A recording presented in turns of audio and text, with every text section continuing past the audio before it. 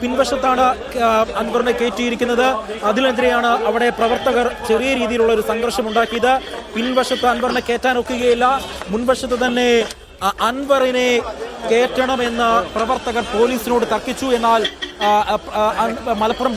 Nilambur DYSP പിൻവശത്ത് തന്നെ കയറാൻ അൻവറിനോട് ആവശ്യപ്പെട്ടു. അങ്ങനെ അൻവറിനെ അറസ്റ്റ് ചെയ്തുകൊണ്ട് പോകുന്ന തത്സമയ ദൃശ്യങ്ങളാണ് പ്രേക്ഷകർ ഇപ്പോൾ കണ്ടുകൊണ്ടിരിക്കുകയാണ്. സ്ഥലത്ത് നിലമ്പൂരിൽ ഒതായിലെ അൻവറിന്റെ വീടിൽ സംഘർഷഭരിതമായ സാഹചര്യമാണ് ഉണ്ടായത്. നാടകീയ രംഗങ്ങൾക്കാണ് ഒതായിലെ വീടും രാഷ്ട്രീയ കേരളവും ഈ 9 മണി മുതൽ സാക്ഷ്യം വഹിച്ചത്.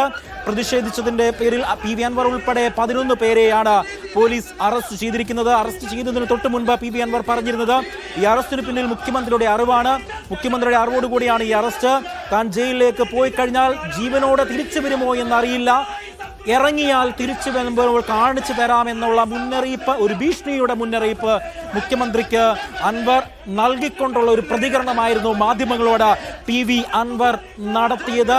ഈ അറസ്റ്റ് രാഷ്ട്രീയ പ്രേരിതമാണ് എന്നതാണ് അൻവർ അടക്കം പറയുമ്പോഴും മന്ത്രി AK ശശീന്ദ്രന്റെ വാക്കുകൾ എടുത്ത് ഉദ്ധരിക്കുകയാണെങ്കിൽ ഈ അറസ്റ്റിന് പിന്നിൽ യാതൊരു തരത്തിലുള്ള രാഷ്ട്രീയ പ്രേരിതമില്ല, പൊതുമുതൽ നശിപ്പിച്ചിരിക്കുന്നു, അതിന്റെ പേരിലാണ് കേസെടുത്ത് പോലീസ് അന്വേഷണം നടത്തിയിരിക്കുന്നത്.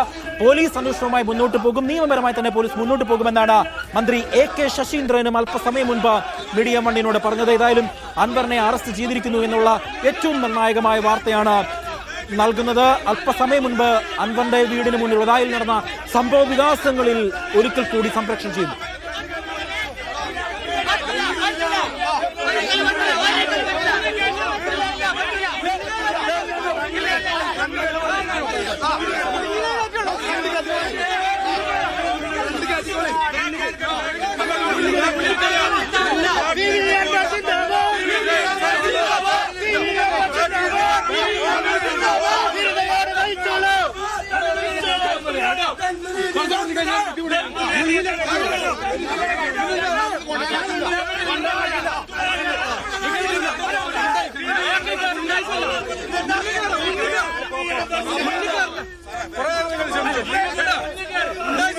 മുഹമ്മദ് അസ്ലം ചേരുകയാണ്, വാർത്തയുടെ സമഗ്രമായ വിവരങ്ങൾ നൽകിയിരിക്കുന്നത്.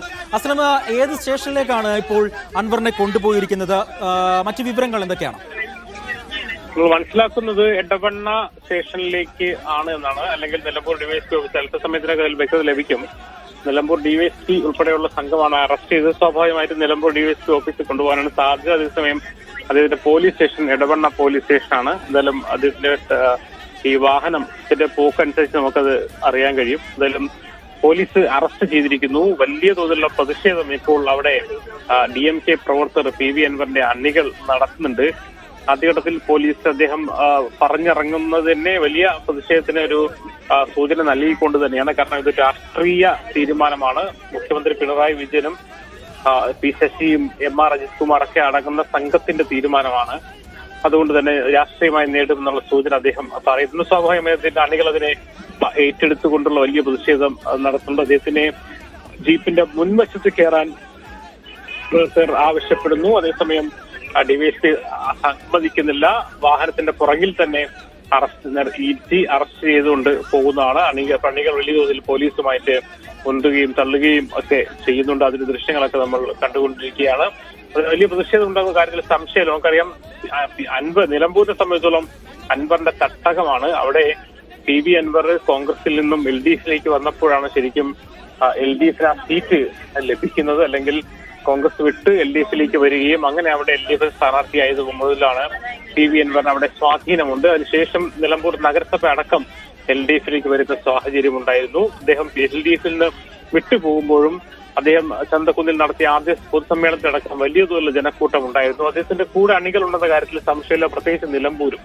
അതുകൊണ്ട് തന്നെ ഇത് ഈ ഒരു അറസ്റ്റിന് പിന്നാലെ വലിയ പ്രതിഷേധം ഇപ്പോൾ നടക്കുന്നത് പോലെ തന്നെ ഒരു പക്ഷേ നാളെയും വലിയ പ്രതിഷേധങ്ങൾ ഉണ്ടാകുന്ന കാര്യത്തിൽ സംശയമില്ല. രണ്ട് കാര്യങ്ങളിലൊന്ന് അൻവറിനെതിരായ രാഷ്ട്രീയ നീക്കം എന്നുള്ളതാണ്.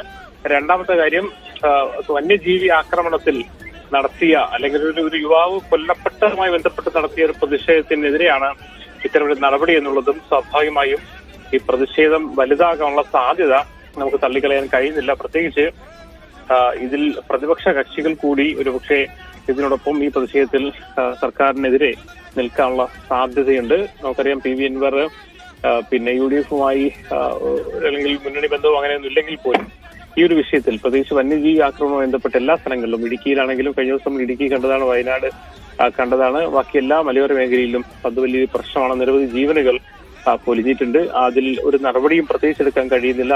ആൾക്കാർക്ക് ധനസഹായം പ്രഖ്യാപിക്കുന്നതിനപ്പുറത്തേക്ക് നടപടികൾ പ്രശ്നമുണ്ട്. എന്നാൽ സംഭവത്തിൽ നമുക്കറിയാം ഒരു 7-8 മണിയോടുകൂടിയാണ് ഇയാൾക്ക് കാട്ടാന ചവിട്ടിയതായ വിവരം ലഭിക്കുന്നത്. തുടർന്ന് അവിടുന്ന് മണിക്കൂറുകൾ എടുത്തു വനത്തിന്റെ അകത്തുനിന്ന് പുറത്തു കൊണ്ടുവരാൻ. കുറെ സമയം കൈച്ചുമടായിട്ടാണ് യുവാവിനെ കൊണ്ടുവരേണ്ടി വന്നത്. അൻവറിനെ അവിടെ നിന്ന് കൊണ്ടുപോയതിനു ശേഷവും വലിയ പ്രതിഷേധം, DMK പ്രവർത്തകരും പോലീസും തമ്മിൽ വലിയ പ്രതിഷേധം, ഒരു വാക്കുതർക്കം അവിടെ തുടരുന്നു എന്നാണോ മനസ്സിലാവുന്നത്? തീർച്ചയായും. കാരണം അണികൾ തുടക്കം മുതൽ തന്നെ പ്രകോപിതരായിരുന്നു. അറസ്റ്റിന് വഴങ്ങരുത് എന്നുള്ള ഒരു വികാരമായിരുന്നു അവർക്കുണ്ടായിരുന്നു. അതേസമയം PV അൻവർ നിയമത്തിന് അംഗീകരിക്കുന്നു പറഞ്ഞുകൊണ്ട് അദ്ദേഹം അറസ്റ്റിന് വഴങ്ങുമ്പോഴും പോലീസ് ഉദ്യോഗസ്ഥരുമായി നിരന്തരമായ ഒരു സംഘർഷം അവര് ഒരു ഉന്തുതള്ളക്ക് ആദ്യം തന്നെ ഉണ്ടായിരുന്നു. പോലീസ് ജീപ്പിന്റെ മുൻവശത്തിൽ കയറ്റണമെന്ന ആവശ്യമാണ് ആദ്യം അവർ ഉന്നയിച്ചത്. തുടർന്ന് അങ്ങോട്ട് പോലീസ് അതുപോലും അനുവദിച്ചില്ല. പിൻവശത്തേക്ക് പോയി. സ്വാഭാവികം മറ്റും പോലീസിനോടുള്ള ഒരു പ്രതിഷേധം പിന്നെ DMK പ്രവർത്തകർക്കിടയിലുണ്ട്. അവരുടെ നേതാവാണ്, അവരുടെ MLA ആണ്. അതൊരു രാഷ്ട്രീയ പ്രേരിതമെന്ന് പറയാൻ കഴിയുന്ന തരത്തിൽ ഒരു അമിതമായ ഒരു വ്യഗ്രത ഈ നടപടി ഉണ്ടെന്ന കാര്യത്തിൽ സംശയമില്ല. കാരണം ഇന്ന് രാവിലെ ഒരു ചോരനായ്ക്കർ വിഭാഗത്തിൽപ്പെട്ട ഒരു യുവാവ് മരണപ്പെട്ടവുമായി ബന്ധപ്പെട്ടാണ് പ്രതിഷേധം നടന്നത്. കഴിഞ്ഞ ദിവസങ്ങളിലൊക്കെ തന്നെയും ഇടുക്കിയിലും വലിയ തോതിലുള്ള പ്രതിഷേധങ്ങളൊക്കെ ഉണ്ടായിരുന്നു. ഇന്ന് DFO ഓഫീസിൽ നടത്തിയ പ്രതിഷേധം പിന്നെ അതിര് കടക്കുകയും അതോടൊപ്പം തന്നെ ആ അടി നടക്കുന്ന സമയത്ത് നിന്ന് ഒരു പക്ഷേ PV അൻവർ ആ ഭാഗത്ത് ഉണ്ടായതില്ല, മറ്റു സ്ഥലത്ത് പ്രതിഷേധത്തിന്റെ ഭാഗമായി ഉണ്ടാവുകയാണ് ചെയ്തത്. എന്നാൽ PV അൻവറിനെ ഒന്നാം പ്രതിഷേധ സമയത്ത് PV അൻവർ അവിടെ ഉണ്ടായിരുന്നില്ല എങ്കിലും PV അൻവർ MLA ആണ് കേസിലെ ഒന്നാം പ്രതി.